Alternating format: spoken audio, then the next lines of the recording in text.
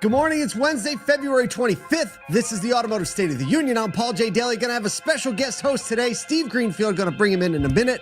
We're talking about some dealer-built tech products, BYD's stock price, a new podcast, a few more things.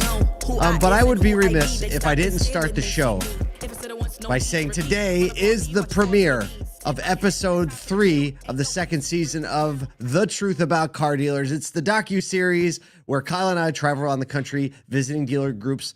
People want transparency, so we're giving you transparency into what's really happening inside the stores. This time we got to spend a little bit in Indiana with the Rohrman Auto Group. You see Ryan Rohrman looking so good there on the trailer, the consummate gentleman, and what an innovator he is with the group, not just in technology, but we go down the line and see how the legacy that Bob Rohrman started years ago has developed into one that serves people, takes care of people, that moves them through careers. And the result of that is actually a really innovative business that's able to serve customers where they're at and the way they want. So you can join us by, we're going to be on LinkedIn Live Premiere. It's also going to be on YouTube Live, but we hope you're at LinkedIn. We'll be in the comments there. You can join RSVP, get the premiere link so you don't miss it. Just go to thetruthaboutcardealers.com.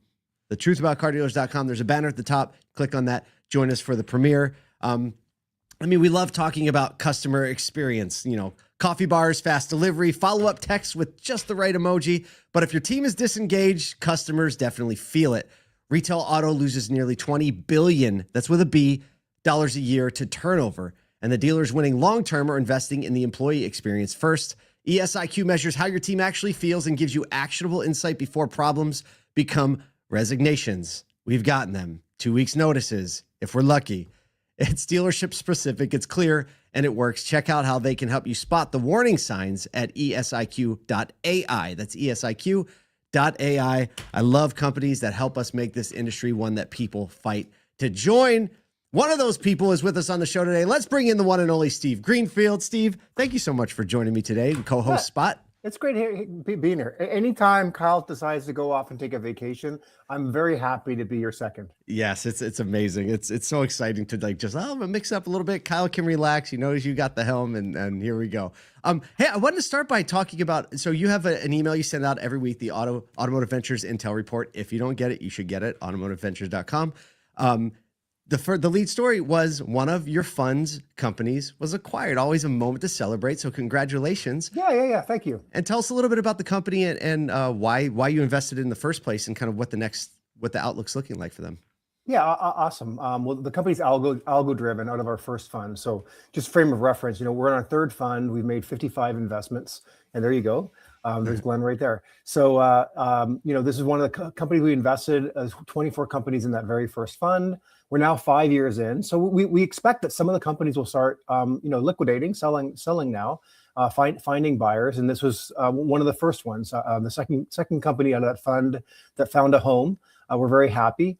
Glenn and Jaron built a really, really nice business. You can kind of think of this for the folks that are in the US, think of it as sort of some combination of Black Book and residual value setting and V-Auto for the Australian market and the Middle East. They've actually got a good beachhead into the Middle East, the UAE, Saudi, et cetera.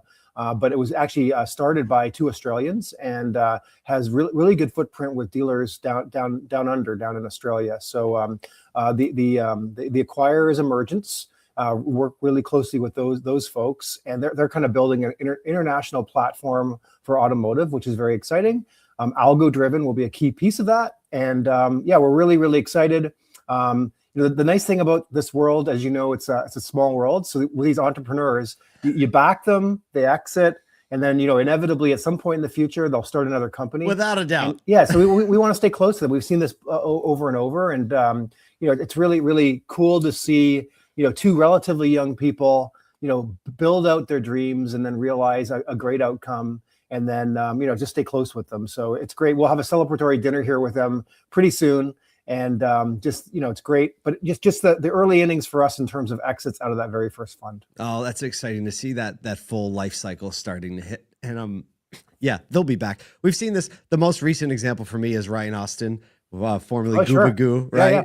And I remember seeing him in the airport after the NADA, which was like going to be his last NADA after, he fulfilled his obligations. And he was like, I think I'm going to do this and that. And of course, the next year, he's like, no, I'm building this new company. It's called Lightflow, and I'm back, right? You can't. Yeah, and he was on stage with us at the Auto Tech Investments Conference, and he won the pitch contest. So that doesn't surprise me. Kudos to him. I mean, he was up on stage with me holding the trophy, and yeah, he did an awesome job. A great, very crisp, clean, well-articulated value proposition for dealers, and yeah, it's he's off to the races again. So yeah, great example.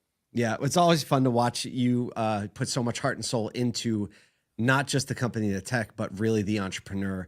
And Gary Vaynerchuk always told me, he's like, I bet on the jockey, not on the horse. Yep. And that's a lot of the assessments you all are making and trying to get that jockey nice and strong. So congrats to see that one across the line. Let's talk about a little news. Speaking of international news, Chinese EV juggernaut BYD is hitting turbulence. Even as they surpass Tesla in global EV sales, investors are now backing away. It's a brutal price war, shrinking subsidies, and 400 other competing models have turned the world's hottest EV market into what analysts are calling an industry wartime shakeout. BYD stock has fallen roughly 40% from its May peak as January EV deliveries dropped 33% year over year, and overall Chinese EV sales slid almost 20%. 400 EV models are now for sale in China. 400, more than double what it was in 2019. Government incentives are going away. China reinstated half of its 10% vehicle purchase tax this year, with the full tax expected to return after next year. And analysts are estimating 40% of China's auto production capacity is unused, creating excess supply, accelerating price spiral known as involution. Scott Kennedy of CSIS said the industry is entering a wartime period, predicting the field will shrink from hundreds of EV markets down to just a handful long term. Yeah, there's something like 117 automakers in China, right? We've got what, 2 or 3 here in the U.S. So like, how many can you name? I could probably name 6, maybe. Yeah, five or 6, maybe. But there needs to be a clearing out. But this is, that word involution you're going to hear more of. It seems to be like the Chinese MO, which is massive overproduction. Build excess capacity, et cetera, and just force Darwinism so only the strongest survive. And BYD will be one of those strongest companies. Mm-hmm. It's well operated, et cetera. But for the time being, you nailed it. Think of the Chinese market as selling about 24 million new vehicles a year compared to the US at 16. Is that all it is? 24 million? But they have production capacity, as you mentioned, for about 45 million, about 20 million excess capacity. Wow. So what's happening, because the home market is not profitable for any of the 117 automakers, there is intense pressure for this excess capacity to get exported. Mm. That's why we see all kinds of markets around the world where there aren't tariffs. The Chinese are very, very quickly taking market share. You remember when you were over in Kazakhstan here recently, that market went from 0% Chinese market share 3 years ago. Mm-hmm. Last year was 50%. Half of the new cars are Chinese. It felt like that. If you extrapolate that line out, they're going to squeeze out the legacy automakers in most of these other markets. And that's really the concern, and why we have the tariffs here in the US, is because the Chinese have this intense pressure to export these cars. And ironically, when BYD exports a car, even with tariffs, it's much more profitable than it is selling that same unit back at home. So we're going to see more of this massive export market out of China. I do think that there need to be far fewer OEMs. There don't need to be 117. So whether it's bankruptcies or mergers or whatever it might be, there will be a clearing out. I don't think that companies like BYD are going anywhere. In fact, I expect that BYD will continue to focus on being the largest automaker in the world. And they've got their sights right on Toyota. Yeah. Oh, yeah. I mean, that makes sense too. I'm thinking about what we're seeing happen within Tesla. Even Tesla looking at its auto manufacturing and looking at the capacity it has, is then reallocating auto manufacturing capacity to robots and humanoids. And I wouldn't be surprised to see a lot of these manufacturers that have been building cars be converted into some next generation technology like humanoid robots or some other type of robotic. So they have the capacity for it. It makes a lot of sense. You mentioned in Kazakhstan, if you don't have, one of the benefits the Chinese market brings to a country like Kazakhstan is the ability to manufacture their vehicles in the country. Mm-hmm. And if you're a country that doesn't naturally have an organic manufacturing environment for automobiles, why wouldn't you want an eager partner who's saying, hey, let's build some of these, or let's start selling some of them. Then you can put some of them together. It's a real economic booster. So three-dimensional chess for sure. I can't believe the Chinese capacity is only 24 million. I expected it to be so much more, but their excess capacity is more than our entire market. That's exactly right. Scary to think about. Yeah, it really is. Something that's not scary to think about is you have a new podcast coming out. I do. And let's talk a little bit about that, because we're helping you produce this, and it's going to feature you, a bunch of startup founders, a bunch of industry advocates, and you're starting recording, going to be releasing this soon. Tell us a little bit about the show and what your hopes are for it.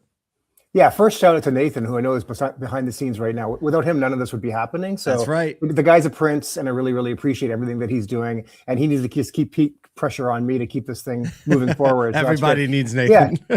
But no, look, I mean, this is a great collaboration with you guys. Really, really appreciate that. You know, it's long overdue. Yeah, I've got that newsletter now that goes out every Monday, as you mentioned. How many people are on that list? About over 16,000 people get that every Monday. So that's great. You know, we've got good readership, and I have a lot of people that come up to me after my speaking engagements, thanking me for the content, et cetera. So always open to feedback around that. But, you know, whatever the analog is in terms of like audio and video, we need to get done. And it's been long overdue. So Nathan's helping us make that happen. We will be doing longer format, you know, interviews with industry folks, whether, like you said, some of our entrepreneurs, some other folks within the industry, and catching up, and maybe provide a little more perspective on like how we think about the industry as investors, get inside the heads of like successful entrepreneurs and how they think, et cetera. So it should be fresh new content, hopefully for the industry, and hopefully people like it. I think we're targeting here, you know, within a month, we'll get some of this content out there. So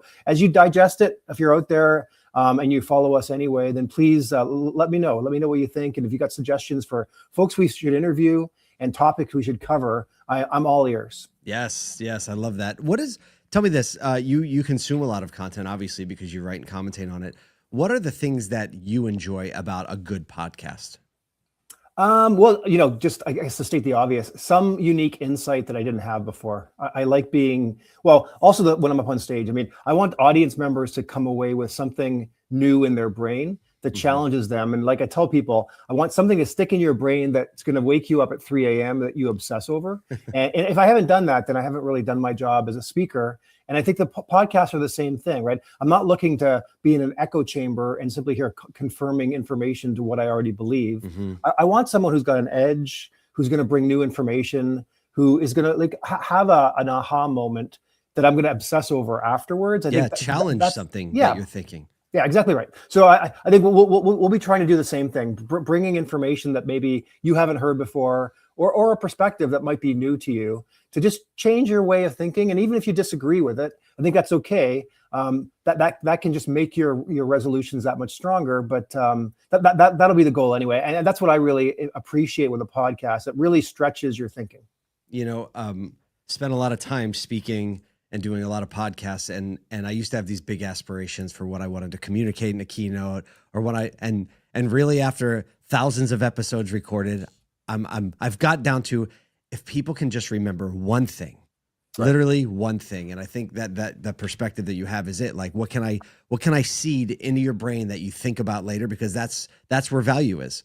If that's how you remember. The new podcast is called Greenfield, not because it's your last name, but because it's a term. It's opportunity. It's new things that we haven't uncovered yet. It is an Automotive Ventures podcast, and it will be releasing soon. We'll talk all about it when it's out, but hopefully you're going to see some about it, read about it in the newsletter in the next few years here. If Nathan can stop getting lazy back there and get up and do something. And that guy's a workhorse. So if you don't look after him, I'm going to take him from you. So you better watch out. Well, you can share this stuff with Nathan to go around. Nathan, I saw you unmute for a second. You were going to say something.